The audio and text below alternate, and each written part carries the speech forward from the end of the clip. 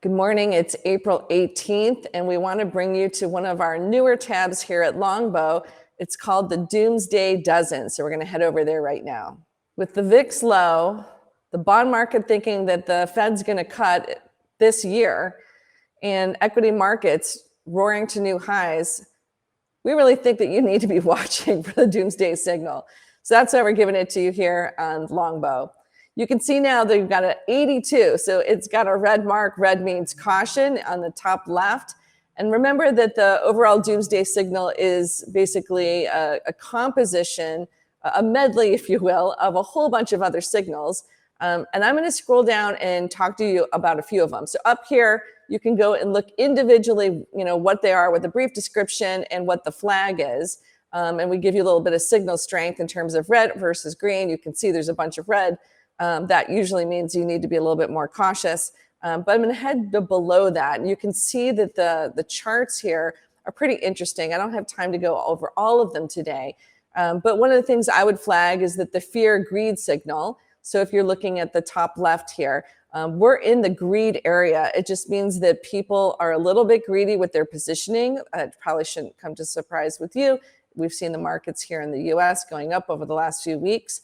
I'm going to hop over to the top right, which is market strength. So that's the number of stocks hitting 52-week highs versus lows. And we show you a historical comparison. So what do we see there? Greed again. You've got market breadth. That is the volume of stocks trading up versus down. So how many folks are really moving up versus down? And this is, again, a historical comparison. And we see greed in that metric. So we've got greed, greed, greed. We're at volatility. It's obviously yesterday the VIX closed below 17. It's just shy above that this morning because the market turned. That's in extreme greed mode. And you can see the VIX right there. And we've got safe haven demand. So that's difference in returns for the S&P versus the TLT. So basically equity versus bonds. Again, we've got extreme greed there. So you're going to hit all these different factors. You've got greed, greed, greed. You've got low vol. So if you are concerned at all about earnings season coming up, especially we would note with tech, tech is starting later this month. That has been the key driver, as many of you know, of keeping the S&P above a floor and making the market go up this year to date here through, call it mid-April. And so if they don't report well, and or if the Fed says, hey, just like Waller's talking about today, he's now non-voting member, but saying we really need to hike rates because labor is strong.